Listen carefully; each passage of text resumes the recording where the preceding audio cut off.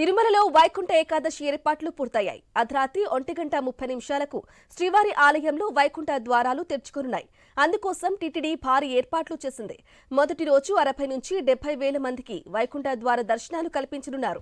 ఈ క్రమంలో అలిపిరిలో పూర్తిగా చెక్ చేసి తిరుమలకు పంపుతున్నారు. మరోవైపు తిరుమలలో భక్తులను ఆకట్టుకునేలా విద్యుత్ దీపాల అలంకరించారు. అలిపిరి నుంచి తిరుమల వరకు భక్తులను ఆకట్టుకునేలా స్వాగత తోరణాలు ఏర్పాటు చేశారు. భక్తుల కోసం భారీ క్యూ లైన్లు, బారికేడ్లు ఏర్పాటు చేయగా ఎప్పటికప్పుడు టీటీడీ ఈవో, అదనపు ఈవో సమీక్ష చేస్తున్నారు. ఇక తిరుమలలో ఎన్డీఆర్ఎఫ్, ఎస్డీఆర్ఎఫ్ భద్రతా సిబ్బంది భారీగా మోహరించారు. అనువనువున డ్రోన్ల ద్వారా భద్రత, భక్తుల రాకపోకలపై నిఘా చేస్తున్నారు అధికారులు.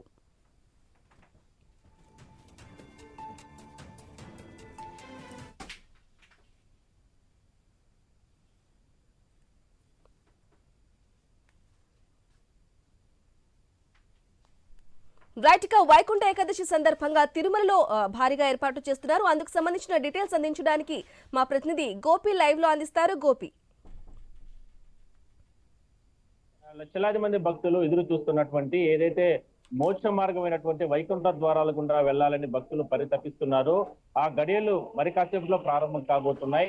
శ్రీవారి ఆలయంలో మరికొన్ని గంటల్లోనే స్వామివారికి సంబంధించినటువంటి దర్శనంతో పాటు విశిష్ట కైంకర్యాల తర్వాత అంటే ఏదైతే మోక్ష మార్గమైనటువంటి వైకుంఠ ద్వారాలను తెరిచేందుకు టీటీడీ అధికారులతో పాటు అర్చకులు అందరూ కూడా సిద్ధమవడం జరిగింది. సో మొత్తం మీద ఇప్పటికే గత వారం 10 రోజుల నుంచి కూడా టీటీడీ కావచ్చు, ఉన్నతాధికారులు వీళ్ళందరూ కూడా ఎన్నో రకాల చర్యలు తీసుకుని స్వామివారికి సంబంధించి వచ్చేటువంటి లక్షలాది మంది భక్తులకి దర్శనం చేయించడానికి, అంటే రేపు ఎల్లుండి ఏకాదశి, ద్వాదశి, నూతన సంవత్సరం అంటే ఎల్లుండి ఆఫ్టర్ డే కాబట్టి ఈ 3 రోజులు కూడా ఎంతో ప్రియారిటీ దర్శనాలు కాబట్టి పెద్ద ఎత్తున తిరుమలకి భక్తులు వస్తారన్న ఆలోచనతో టీటీడీ ఈ రకంగా ఎన్నో రకాల ఏర్పాట్లు చేయడం జరిగింది. మరోవైపు గత అనుభవాలను దృష్టిలో పెట్టుకుని ఎక్కడా కూడా తోపులాట్లకి, తొప్పులాట్లకి ఆస్కారం లేకుండా టీటీడీ అధికారులు కావచ్చు, అదేవిధంగానే తిరుపతి పోలీసులు పెద్ద ఎత్తున ఈసారి ఈ డిపో ద్వారానే భక్తులకు అందరికీ కూడా దర్శనాలన్నింటినీ కూడా కల్పించారు. అందువల్లనే రేపు తెల్లవారుజామున ఈ అర్ధరాత్రికి 1:30 నుంచి కూడా ఏదైతే వైకుంఠ ద్వారాలు తెరిచిన తర్వాత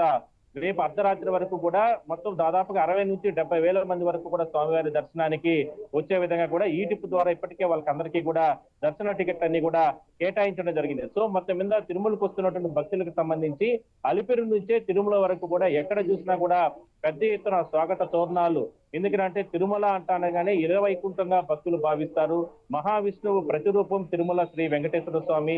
అందువల్లనే ఆయన 7 కొండల పైన ఇక్కడ వెళ్తూ ఉన్నారు కాబట్టి పెద్ద ఎత్తున భక్తులు వచ్చి ఈ ముక్కోటి అంటే ఉన్నటువంటి ఏకాదశి రోజున స్వామివారిని దర్శనం చేసుకుంటారు కాబట్టి ఇక్కడికి పెద్ద ఎత్తున వస్తారు. అందువల్లనే భక్తులకు సంబంధించి ఎక్కడా కూడా ఇబ్బందులు లేకుండా వాళ్ళకందరికీ కూడా ఏర్పాట్లు చేయడం జరిగింది.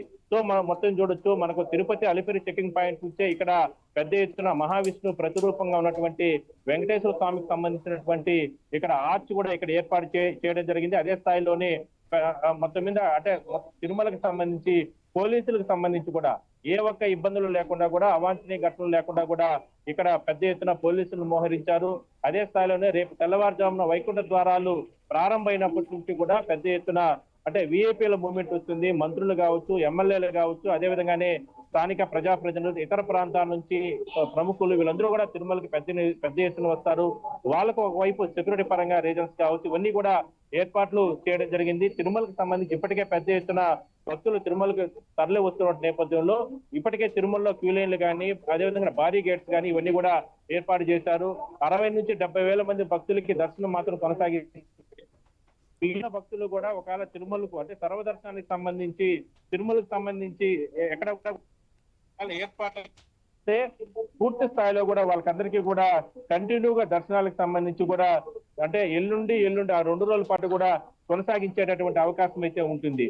మొత్తం మీద తిరుమలకు సంబంధించి నభూతో నభవిష్య తన స్థాయిలో ఈ దర్శనానికి సంబంధించినటువంటి ఏర్పాట్లు కానీ అదే విధంగా ఇవన్నీ కూడా ఏర్పాట్లు చేశారు. మొత్తం మీద రేపటికి సంబంధించి మాత్రం ఎందుకంటే ఈ 2 రోజులకు సంబంధించి పెద్ద ఎత్తున తిరుమలకు భక్తులు వస్తారు కాబట్టి వాళ్ళకందరికీ కూడా ఈ రకంగా ఏర్పాట్లు చేయడం జరిగింది.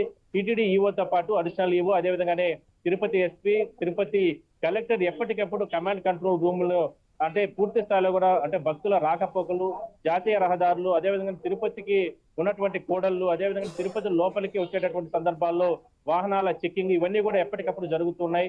భక్తులు ఎక్కువగా వస్తే వాళ్ళని తిరుమలకి వెళ్ళిన తర్వాత అక్కడ వాళ్ళని కంట్రోల్ చేయడానికి ఉన్నటువంటి ఎన్డీఆర్ఎఫ్ బృందాలు కావచ్చు, ఎస్డీఆర్ఎఫ్ బృందాలు వీటన్నిటిని కూడా ఏర్పాటు చేసుకోవడం జరిగింది. ఒకవైపు 2 విధాలుగా ప్లానింగ్ చేసుకోవడం జరిగింది. ఒకవైపు వచ్చినటువంటి ఈడిపు ద్వారా భక్తులు పొందినటువంటి వాళ్ళకందరికీ కూడా దర్శనం ఏర్పాట్లు చేయడం, మరోవైపు ఎటువంటి టోకన్లు లేని భక్తులు ఒకవేళ తిరుమలకు వస్తే వాళ్ళకి ఏ విధంగా నచ్చజెప్పి ఇతర ప్రాంతాల్లో వాళ్ళని క్యూ లైన్లు కానీ కంపార్ట్మెంట్లకు తరలించే విధంగా కూడా ఏర్పాట్లు చేసుకోవడం జరిగింది. సో మొత్తం మీద ఆలయం వద్ద ఇప్పటికే పెద్ద ఎత్తున భక్తుల తాకిడి కొనసాగుతుంది.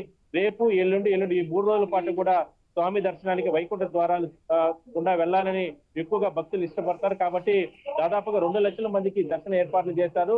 కానీ భక్తులకు టీటీడీ విజ్ఞప్తి చేస్తుంది ఒకటే, ఎక్కడా కూడా ఆందోళన ఆవేదన చెందబాకండి. ఎట్టి పరిస్థితుల్లో కూడా ఎందుకంటే 8వ తారీఖు వరకు కూడా ఈ వైకుంఠ ద్వారాలు తెరిచే ఉంచుతారు. కాబట్టి అందరూ కూడా సంతృప్తికరంగా తన తర్వాత కూడా వచ్చి దర్శనం చేసుకోవాలంటూ కూడా చెప్తున్నారు బ్రాహ్మణ్. Right Gopinath, thank you for the updates.